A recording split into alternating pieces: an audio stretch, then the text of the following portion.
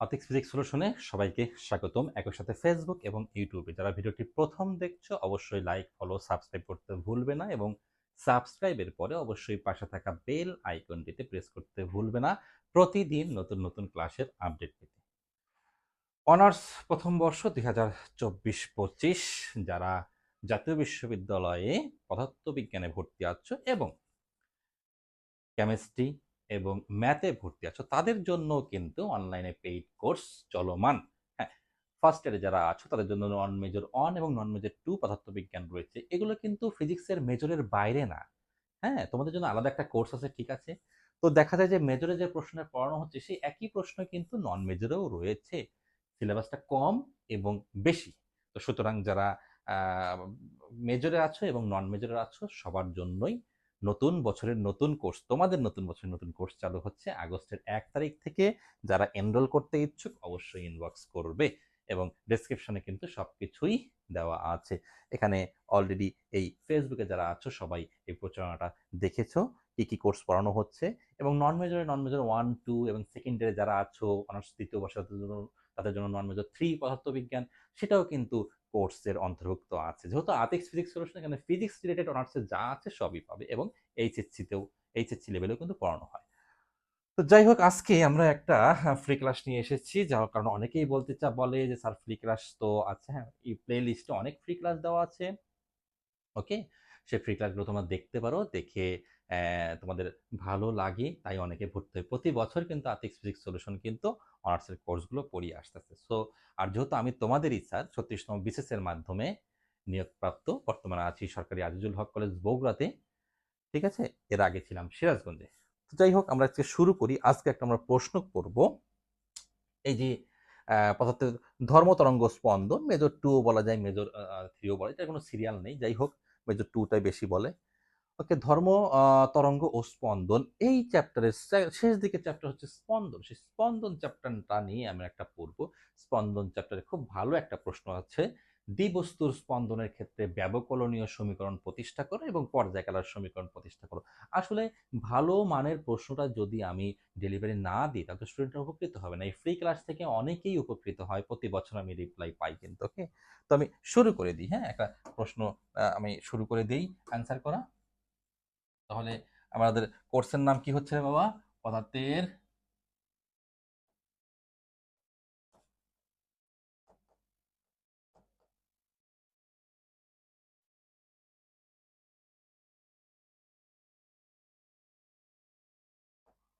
স্পন্দন। হ্যাঁ, ধর্ম, তরঙ্গ, স্পন্দন। প্রথম দিকে চ্যাপ্টারগুলো ধর্ম, মাঝেরগুলো তরঙ্গ, চ্যাপ্টার নাম দেওয়া আছে, আর শেষ দিকে স্পন্দন। তো তরঙ্গ আর স্পন্দন খুব কাছাকাছি। তো সেই স্পন্দন চ্যাপ্টারে তোমরা টেক্সট বুক খুললেই বুঝবে স্পন্দন,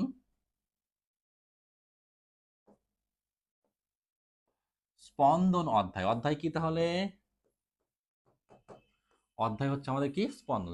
স্পন্দন অধ্যায়ের একটি গুরুত্বপূর্ণ প্রশ্ন আমি যদি বলি, গ বিভাগের জন্য গুরুত্বপূর্ণ একটি প্রশ্ন, দ্বিবস্তুর স্পন্দনের ক্ষেত্রে, সরি,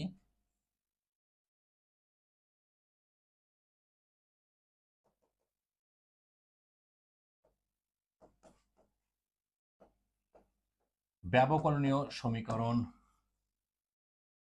প্রতিষ্ঠা করো।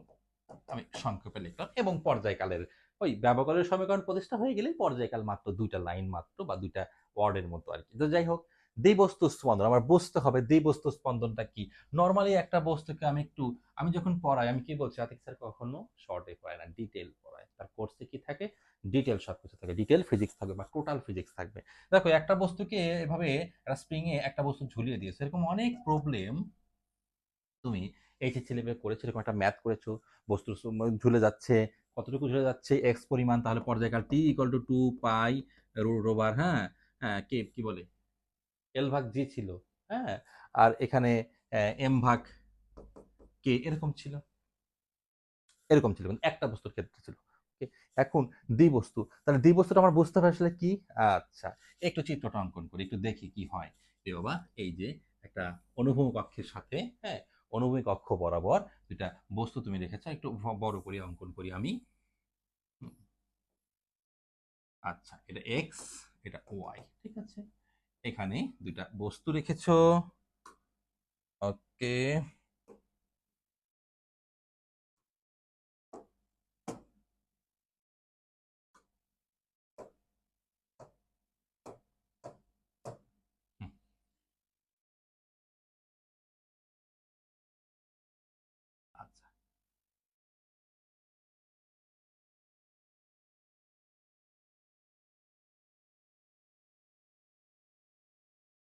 m1 ভরের বস্তু m2 ভরের বস্তু। ওকে, মাঝখানে যে স্প্রিং, এই স্প্রিং এর ভর নগণ্য। এই যে আমি যে কথাগুলো লিখছি, এই কথাগুলো যদি তোমার বর্ণনার মধ্যে না থাকে তুমি কিন্তু কমপ্লিট অ্যান্সার করতে পারবে না। তুমি এমনি মন চাইলেও একটা জিনিস দিয়ে শুরু করে দিলে তা না, একটু ভালো মার্ক পেতে হলে গুছিয়ে লিখতে হবে। নগণ্য ভরের স্প্রিং এর সাথে দুইটা m1 এবং m2 ভরের দুইটা বস্তু স্থির অবস্থায় রাখা হলো। ওকে, স্থির অবস্থায় রাখা হলো। স্প্রিং এর দৈর্ঘ্য, স্বাভাবিক অবস্থায় দৈর্ঘ্য l, এখানে আমি না দিই, এগুলো এখানে একটু অঙ্কন না করি, সরি। স্প্রিং এর স্বাভাবিক অবস্থায়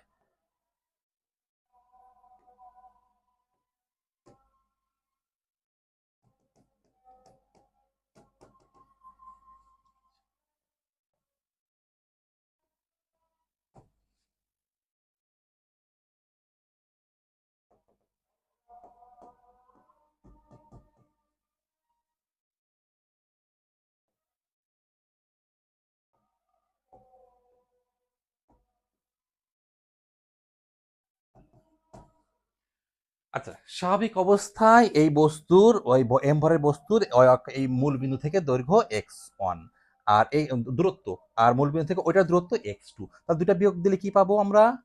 মাঝখানেরটুকু। মাঝখানেরটুকু মানে কি? স্প্রিং এর দৈর্ঘ্য। ঠিক আছে, স্বাভাবিক অবস্থায়। এখন যদি তুমি টানাটানি করো, টান দিয়ে ছেড়ে দিলা, দুটা স্প্রিং টান দিয়ে ছেড়ে দিলা, তাহলে ফ্লাকচুয়েট করতেছে, এটা হচ্ছে দ্বিবস্তু স্পন্দন। তো ফ্লাকচুয়েট করলে এদিকে টেনে ছেড়ে দাও, এদিকে টেনে ছেড়ে দাও, ঠিক আছে, তাহলে বস্তু যাবে কোন দিকে? এ যাবে এই দিকে, এ যাবে এই দিকে। আচ্ছা, দেখো দুইটার বল কিন্তু দুই দিকে যাচ্ছে, দুইটার বল দুই দিকে যাচ্ছে। এইটার বল যদি -f দাও, এটার বল +f, দুইটাই প্রত্যয় নির্বল। এইটাই আমার মূল লজিক। এখানেই কিন্তু ক্যালকুলেশনে একটু ব্যতিক্রম, মানে একটু ভিন্নতা আছে। তাহলে এই পাশটা মাইনাস, ওই পাশটা আমি প্লাস ধরলাম, ঠিক আছে, এটা অ্যাজ ইউর উইশ। ওকে, তাহলে টেনে দেওয়ার পরে বা টেনে ছেড়ে দেওয়ার পরে যেদিকে বস্তু যায় সে তো প্রত্যয় নির্বল, প্রত্যয় নির্বল এখানে কি একটা প্লাস একটা মাইনাস, ঠিক আছে। আচ্ছা, আর স্পন্দনরত অবস্থায় যদি স্প্রিং এর সংকোচন এক্স পরিমাণ হয়, এক্স পরিমাণ হলে তাহলে x2 - x1 = l + x, very simple. তখন এক্স পরিমাণ যদি সংকোচন প্রসারণ হয়, ওকে, তার দৈর্ঘ্য তখন কিভাবে? x2 - x1, তাহলে স্প্রিং এর দৈর্ঘ্য কত হবে? l + x, l + x। Simply এখান থেকে যদি আমি বলি x = x2 - x1 - l, এটা বলা যেতে পারে, বলাই যেতে পারে, হ্যাঁ। x2 -x1 - l, হ্যাঁ। এখন x যদি 0 হয় তাহলে স্বাভাবিক অবস্থা, x যদি প্লাস হয়, হ্যাঁ, তাহলে প্রসারিত অবস্থা, x যদি মাইনাস হয় তাহলে সংকুচিত অবস্থা। এই ল্যাঙ্গুয়েজগুলো বাবা 1-2 প্যারা করে বাংলা লিখতে হবে, তা না হলে শুধু ক্যালকুলেশন করে গেলে তো 3-4 লাইন হবে, তাই না? একটু বর্ণনাগুলো দিতে হবে। x এর মান ধনাত্মক হলে সম্প্রসারিত, ঋণাত্মক হলে সংকুচিত, আর x এর মান যদি 0 হয় তাহলে কি? স্বাভাবিক অবস্থা। ক্লিয়ার? এখন আমার বর্ণনা কিন্তু শেষ, এখন আমি ক্যালকুলেশন করব। ক্যালকুলেশন। আচ্ছা, এখানে কি ছিল? এফ, আমরা জানি F equal to minus K X, হুকের সূত্র, এফ ইকুয়াল টু কি? Minus K X. তাহলে এখানে তো আছে minus F equal to minus K X, minus K X. Okay, এই এম অনের জন্য, এম অন ভরের বস্তুর জন্য, তাহলে এফ ইকুয়াল টু কি? ও, তাহলে মাইনাস মাইনাসে কি হয়ে যাবে? প্লাস। হ্যাঁ, F equal two m1 a equal to K x.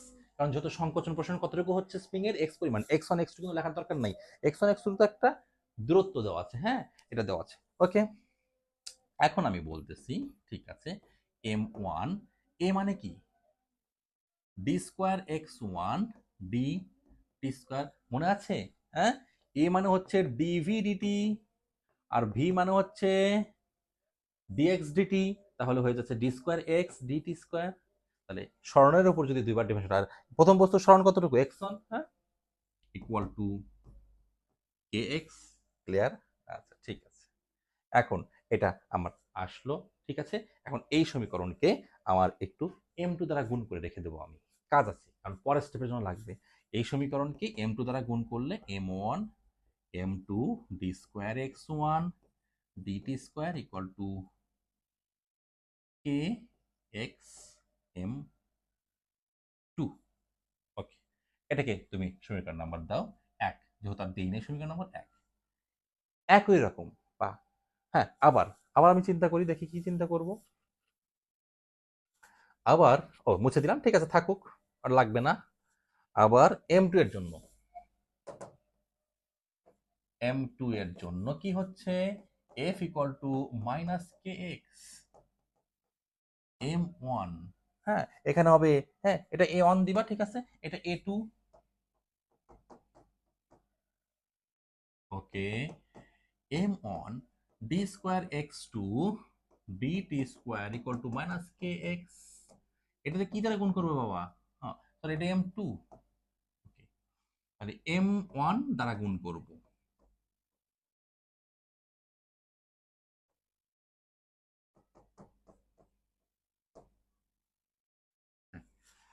M2, এটা M2, এটা আচ্ছা 2 নং দিলাম আমি।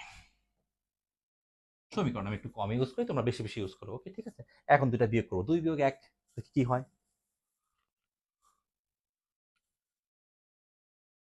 ও আচ্ছা ঠিক আছে, 2 বিয়োগ 1, এখানে কি ছিল 2 এর, এখানে কি ছিল রে বাবা? M1 M2 d square x2। ওকে, তাহলে দেখো 2 নংয়ের 1 এবং 2 নংয়ের উভয় পক্ষে বাম পক্ষে কিন্তু একই রকম থাকতেছে, কমন যাচ্ছে, কি কমন যাচ্ছে রে বাবা? M1 M2। হ্যাঁ, এরপর আরো কমন যাবে,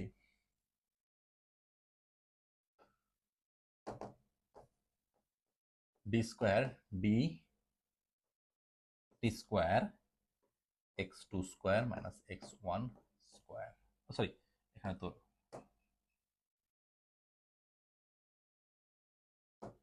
x2 মাইনাস x1 স্কোয়ার, তো এখানে ওর উপরে না, ওকে, ইকুয়াল টু, কি কমন যাবে ওই দিক থেকে?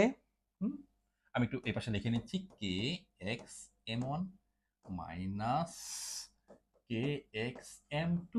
ওকে, simply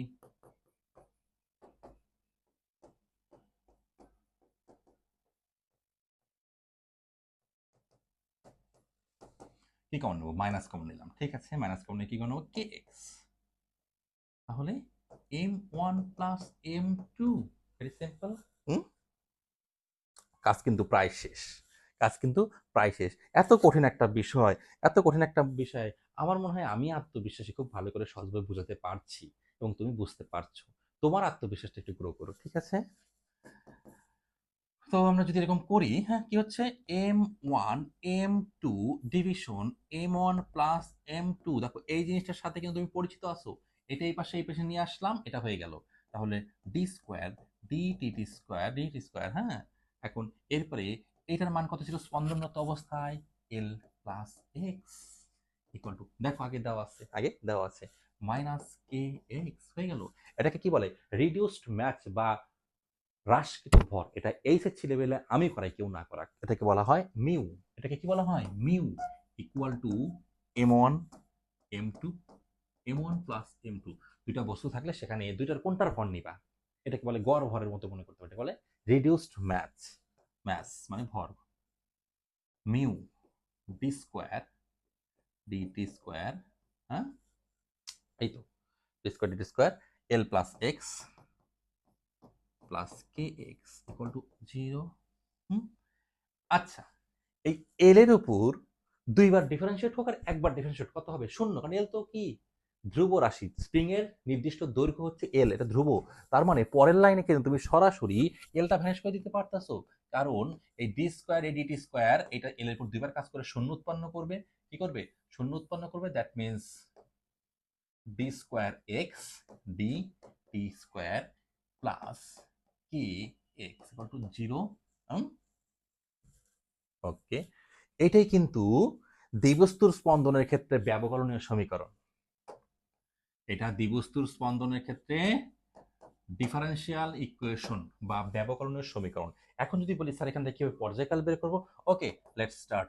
D square x D T square plus কে ডিভিশন মিউ, হ্যাঁ, এক্স ইকুয়াল টু 0।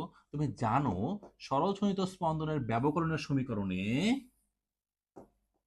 এখানে যা থাকে সেটাকে বলা হয় ওমেগা স্কোয়ার।